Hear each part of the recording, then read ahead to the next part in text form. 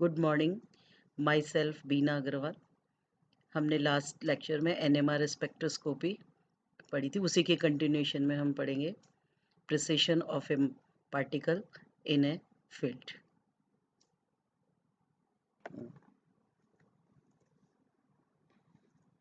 चुंबकीय आघूर्ण युक्त न्यूक्लियस एक ऐसे छोटे चुंबक की भांति व्यवहार करता है जो कि अपने एक्सिस पर स्पिन करता है। बाह्य चुंबकीय क्षेत्र की उपस्थिति में प्रोटॉन अपने अक्ष पर स्पिन उसी प्रकार करता है जिस प्रकार ग्रेविटेशनल फोर्स के प्रभाव में एक जायरोस्कोप अपने एक्सिस के ऊपर लगातार रोटेट करता है। क्लासिकल मैकेनिक के अनुसार घूर्णन करती हुई वस्तु या न्यूक्लियस का एंगुलर वेलोसिटी अप्लाइड फील्ड के डायरेक्टली प्रोपोर्शनल तथा स्पिनिंग बॉडी के एंगुलर मोमेंटम के इन्वर्सली प्रोपोर्शनल होता है। तो एंगुलर मोमेंटम को हम IH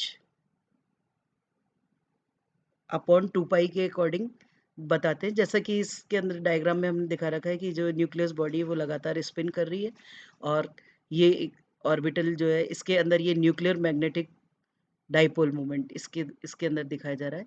तो यहाँ पर हम ये देखेंगे कि precession angular frequency means omega 0 is equal to 2 pi mu beta IH into H0। It is equal to precessional angular frequency.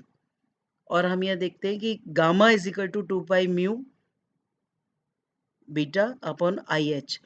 So whole this is convert into gamma now.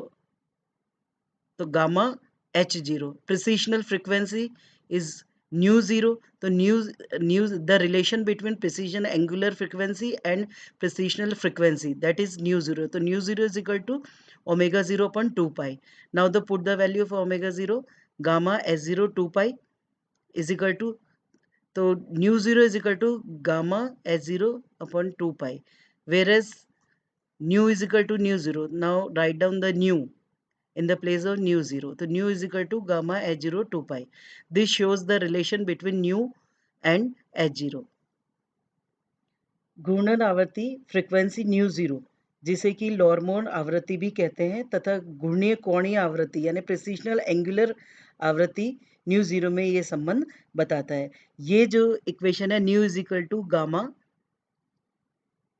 H0 2 pi, ये समीकरण अवशोषित विकिरण की आवृत्ति new तथा चुंबकीय क्षेत्र की सामर्थ्य के H0 के मध्य संबंध बताती है। इम्पोर्टेंट अब नेक्स्ट टॉपिक है important aspect of related to the NMR spectroscopy और NMR spectrum. The number of signals, the set of proton with the same environment are said to be the equivalent. Means जो भी proton है उनका यदि environment same है तो वो equivalent proton के नाम से जाने जाएंगे, और जब वो इक्विवेलेंट प्रोटॉन है तो उसके आधार पे हम उनकी जब पीक वैल्यू देखेंगे NMR स्पेक्ट्रम के अंदर तो वो हमको सेम दिखाई देगी। इसका मतलब ये कि या हम कह सकते हैं कि important aspect related to NMR spectrum, किसी भी यौगिक के अणु में जितने प्रकार के प्रोटॉन होंगे NMR स्पेक्ट्रम में उतने ही प्रकार के सिग्नल्स प्राप्त होंगे। इस स्लाइड के अंदर हम ये देख रहे हैं the set of proton with the same environment are said to be equivalent. Number 2, NMR spectrum में प्राप्त पीक्स की पोजीशन विभिन्न प्रकार के प्रोटॉनों के इलेक्ट्रॉनिक एनवायरनमेंट को प्रदर्शित करती है। जैसे प्रोटॉन एलिफेटिक है, एरोमेटिक है, प्राइमरी सेकेंडरी टर्शरी, कार्बन है, ऑक्सीजन, हैलोजन से लगे हुए हाइड्रोजन परमाणु का जो इलेक्ट्रॉनिक एटमॉस्फेयर है वो अलग अलग होता है। Number 3, due to proton-proton interaction, signals of NMR splits according to their n+l rule, जिसको हम आगे डिस्कस करेंगे कि n+l, जैसा कि हम एक एग्जांपल ले लेते हैं CH3 CH2 Cl। तो यहाँ पर हम देखेंगे जो मिथाइलिन ग्रुप है उसकी स्प्लिटिंग होगी 3+1 और मिथाइल जो ग्रुप है उसकी स्प्लिटिंग होगी 2+1। ये हमको NMR में पिक्स मिथाइल ग्रुप के लिए 3 पिक मिलेंगी और इथाइलिन ग्रुप के लिए 4 पिक्स मिलेंगी। तो हम ये देखेंगे कि किसी भी NMR संकेत या सिग्नल का एक से अधिक स्प्लिटिंग निकटवर्ती प्रोटॉनों की संख्या को बताता है। यदि निकटवर्ती परमाणु का इक्विवेलेंट प्रोटॉन उपस्थित है तो प्रोटॉन प्रोटॉन इंटरेक्शन के कारण NMR पीक वैल्यू n+l के अंदर स्प्लिट हो जाती है, जैसा कि अभी हमने एग्जाम्पल में देखा। अब नंबर 4, एनएमआर स्पेक्ट्रम में प्राप्त सिग्नल्स अणु में उपस्थित इक्विवेलेंट प्रोटॉन के विभिन्न सेट्स की व्याख्या करता है, क्योंकि समान इलेक्ट्रॉनिक वातावरण वाले प्रोटॉन समान मैग्नेटिक स्ट्रेंथ का अवशोषण करते हैं, और जबकि असमान वातावरण वाले प्रोटॉन भिन्न भिन्न मैग्नेटिक फील्ड का स्ट्रेंथ को अवशोषित करते हैं, जिनको कि हम निम्नलिखित ये जो एग्जाम्पल हमने दे रखे हैं इनके आधार पे समझा सकते हैं। जैसे इथेन है, CH3 तो यहाँ हमने लिखा है, तो दोनों जो प्रोटॉन है, दोनों कार्बन से जुड़े हुए जो दो प्रोटॉन है, दोनों के एटमॉस्फेयर या we can say environment same है, तो यहाँ पे जो पीक आएगी वो इनकी एक ही आएगी, CH3 और दूसरा एग्जाम्पल हम यहाँ देखते हैं एसीटोन, यहाँ पे भी CH3 है, यहाँ पे भी CH3 है, इनके प्रोटॉन का जो एनवायरनमेंट है वो भी सेम है, इसलिए इनकी जो पीक आएगी वो भी सिंगल आएगी। एरोमेटिक केस के अंदर हम देखते हैं बेंजीन, तो बेंजीन में भी हम ये देखते हैं कि ये सारे जो प्रोटॉन्स है उनका एनवायरनमेंट सेम है, इसलिए इनकी भी जो पीक वैल्यू आएगी एनएमआर के अंदर वो भी एक ही आएगी। अब यहाँ हम देखते हैं कि सभी में एक अणु में उपस्थित हाइड्रोजन परमाणु के बंध कोण, बंध लंबाई समान है, अर्थात इनका एनवायरनमेंट जो है वो समान है, तो ऐसे हाइड्रोजन परमाणु को इक्विवेलेंट प्रोटॉन कहते हैं, जैसा कि हमने बेंजीन के अंदर देखा। इसके अतिरिक्त यदि अणु में एक से अधिक प्रकार के एनवायरनमेंट युक्त प्रोटॉन उपस्थित होते हैं, तो एक से अधिक प्रकार के एनएमआर पीक्स हमको मिलेंगे, जैसे प्रोपेन है, इथाइल क्लोराइड है, आइसोप्रोपाइल क्लोराइड है। इसके अंदर हम ये देखेंगे, जैसे अब हम आ जाते हैं प्रोपेन। प्रोपेन के अंदर हमने ये देखो CH3 CH2 CH3, तो CH3 और CH3 ये तो इक्वल हो गए, एक जैसे, और CH2 जो है इसका एनवायरनमेंट अलग है, तो यहाँ दो तरह की पीक मिलेगी हमको, यानी एनएमआर स्पेक्ट्रोस्कोपी में देखेंगे तो यहाँ एक से अधिक प्रकार के एनवायरनमेंट होने की वजह से जो प्रोटीन है उनके जो पीक्स मिलेगी हमको दो तरह की मिलेगी।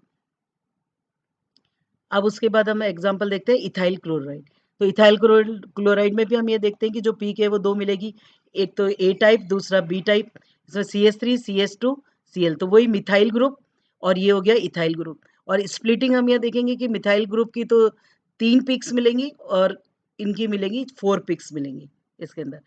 फिर उसके बाद हम तीसरे एग्जाम्पल में आ जाते हैं आइसोप्रोपाइल क्लोराइड।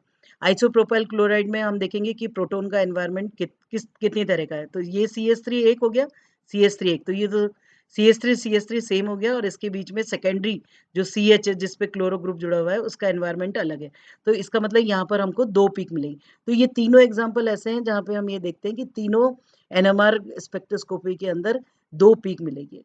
अब हम दूसरा एग्जाम प्रोपेन में, जैसे हमने यहाँ पे लिया था कि प्रोपेन में जो 6 प्रोटॉन है, इसमें 6 प्रोटॉन जो हैं वो हमारे प्राइमरी हाइड्रोजन परमाणु के इक्विवेलेंट है।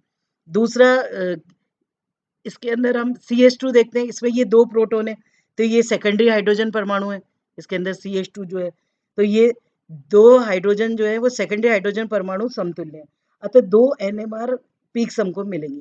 किसी भी यौगिक में उपस्थित प्रोटॉन इक्विवेलेंट है या नहीं, इसे ज्ञात करने के लिए एक प्रोटॉन को किसी दूसरे प्रोटॉन द्वारा, किसी दूसरे परमाणु द्वारा प्रतिस्थापित कर लेते हैं हम, और दूसरे परमाणु द्वारा प्रतिस्थापित करके या सब्स्टिट्यूट करके ऐसा करने पे हमको एक ही प्रकार का यौगिक प्राप्त होता है, इसका मतलब वो आइसोमर नहीं है। और यदि इसके अंदर हम किसी दूसरे परमाणु से इसको प्रतिस्थापित कर रहे हैं और करने पर वो आइसोमर्स बनता है या दूसरा हमको मिलता है, इसका मतलब उनका एनवायरनमेंट अलग है और उसकी पीक अलग ही आएगी। अब इसी तरह हम ये देखते हैं कि 3 सिग्नल्स वाले एनएमआर वाले कंपाउंड्स हम देखते हैं, तो यहाँ पे हमने लिया है नॉर्मल प्रोपाइल क्लोराइड। तो नॉर्मल में हम देखिए एक तो CH3 एक तरह का हो गया, CH2 इसके दोनों तरफ CH3 और एक तरफ CH2 है, तो ये दूसरी तरह का हो गया, और ये वाले CH2 का एनवायरनमेंट अलग है क्योंकि एक तरफ क्लोरो ग्रुप लगा हुआ है और एक तरफ मिथाइलिन। तो टोटल जो पीक्स मिलेंगी A type, B type, C type, इन्हें 3 तरह की पीक्स इसके अंदर हमको पाई जाएंगी। और फिर हम सेकंड केस में आ जाते हैं विनाइल क्लोराइड। विनाइल क्लोराइड में हम देखते हैं कि इसके अंदर ए टाइप, बी टाइप और ये सी टाइप, इसमें भी 3 तरह की मिलेंगी सिग्नल्स। इसी तरह से 2 ब्रोमो प्रोपेन के अंदर हम आ जाते हैं, तो इसके अंदर भी हमको 2 तरह की मिलेंगी। इसके अंदर एक तो ए टाइप, ये CH3 वाली, फिर उसके बाद ये H, और ये वाले H के जो है एनवायरनमेंट ब्रोमो ग्रुप लगने की वजह से इसका एनवायरनमेंट चेंज हो गया, तो हमको 1, 2 और 3 तरह की पीक्स मिलेंगी। फिर हम आते हैं इथाइल अल्कोहल। इथाइल अल्कोहल में भी सेम CH3 CH2 और क्योंकि OH में भी प्रोटॉन है, तो ये तीसरी तरह की पीक होगी। बाकी आप इसके अंदर हम जैसा हमने लिया था इथाइल क्लोराइड, पिछले केस के अंदर हमने लिया था, तो क्योंकि वहाँ पे CH3 CH2 था, क्लोरो ग्रुप था, इसलिए वहाँ 2 पीक मिली थी। पर क्योंकि यहाँ क्लोरो ग्रुप की जगह OH ग्रुप है, तो OH में भी प्रोटॉन है, तो तीसरी तरह की पीक हमको हाइड्रॉक्सिल ग्रुप की मिलेगी। तो ये जो कंपाउंड है इथाइल अल्कोहल, ये भी 3 सिग्नल्स NMR के अंदर हमको पीक मिलेगी, तो 3 सिग्नल्स होंगे इसके भी। अब हम ऐसा एग्जांपल लेते हैं जिसमें कि 4 सिग्नल्स होंगे NMR। इसका एग्जांपल है मिथाइल साइक्लोप्रोपेन। ये मिथाइल ग्रुप लगा हुआ है और ये ट्रायंगल जो बना हुआ है ये साइक्लोप्रोपेन का है। तो अब यहाँ देखते हैं कि पहला तो CH3 ग्रुप का प्रोटॉन की वजह से एक सिग्नल मिलेगा। उसके बाद हम आ जाते हैं ये वाला हाइड्रोजन C और D, और ये भी है हमारा C और D, और इसके नीचे जो लगा हुआ है ये B। तो 1, 2, 3 और CH3 का एक हो गया, एक खाली सिंगल H का हो गया जो कि CH3 से जुड़ रहा है, और ये दोनों हाइड्रोजन से जुड़ रहा है, तो ये C और ये D। तो ये भी C और D ये आइडेंटिकल होंगे, और total peak A, B, C और D, हमको 4 टोटल पीक इसके अंदर मिलेंगे। तो इस तरीके से हम ये देखते हैं कि इसके अंदर जो हाइड्रोजन की एनवायरनमेंट जो है वो लगातार चेंज हो रहा है। तो हाइड्रोजन का एनवायरनमेंट जितनी चेंज हो रहा है उसी के अकॉर्डिंग इनकी पीक वैल्यू और सिग्नल्स हमको मिलेंगे। NMR does not distinguish between mirror image और वी कैन से एनेंशियोमर्स, इनको वो डिस्टिंग्विश नहीं कर सकता है NMR। अब एक एग्जांपल और हम लेते हैं, जैसे जिसमें ये बताया जाएगा कि these protons are magnetical equivalent proton. एक तो केमिकली इक्विवेलेंट प्रोटॉन होता है और एक मैग्नेटिकली इक्विवेलेंट प्रोटॉन होता है। तो मैग्नेटिकली इक्विवेलेंट प्रोटॉन क्या होंगे ये हम इस एग्जांपल में देंगे, फ्लोरो नाइट्रो बेंजीन। तो chemically equivalent and magnetically equivalent nuclei, जो कि इस एग्जांपल में हमको क्लियर समझ में आ जाएंगे कि ये क्या होते हैं। इसका नाम है फ्लोरो नाइट्रो बेंजीन। यदि सभी नाभिक समान रासायनिक केमिकल शिफ्ट दें तो उन्हें केमिकली इक्विवेलेंट कहते हैं। जितने भी न्यूक्लियस हैं यदि उनके अंदर इक्वल केमिकल शिफ्ट है तो वो केमिकली इक्विवेलेंट न्यूक्लियस कहलाएंगे।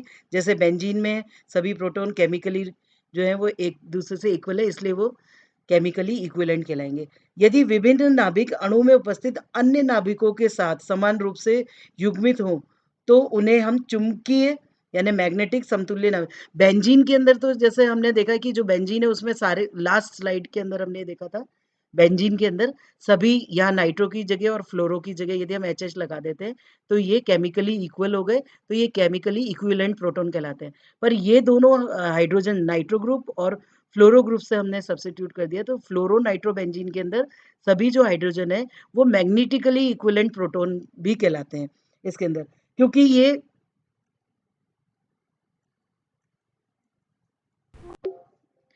तो क्योंकि यहाँ पर हम ये देखते हैं कि ये वाला जो है यहाँ पे क्योंकि 2 सब्स्टिट्यूट अगर नाइट्रो और फ्लोरो, तो ये बीच में से हम ये देखते हैं दोनों इक्वल पार्ट से डिवाइड हो रहा है, एकदम मध्य से 2 भागों में समान विभाजित हो रहा है। फ्लोरीन का नाभिक चक्रण I is equal to half होता है, क्योंकि फ्लोरीन के प्रोटॉन A और B, यहाँ हम देखते हैं कि A और B जो है ए बी के बंध दूरी एवं बंध कोण से समान है, अतः ये फ्लोरीन से समान रूप से युग्मित होंगे तथा चुंबकीय रूप से भी इक्विवेलेंट होंगे। परंतु प्रोटॉन ए और सी जो है वो फ्लोरीन के से समान रूप से युग्मित नहीं होंगे, अतः प्रोटॉन ए और सी चुंबकीय समतुलित यानी कि मैग्नेटिक इक्विवेलेंट नहीं होंगे। इस तरह से हम इनको ये बता सकते हैं कि कौन सा केमिकली इक्विवेलेंट है और कौन सा मैकेनिकली इक्विवेलेंट है।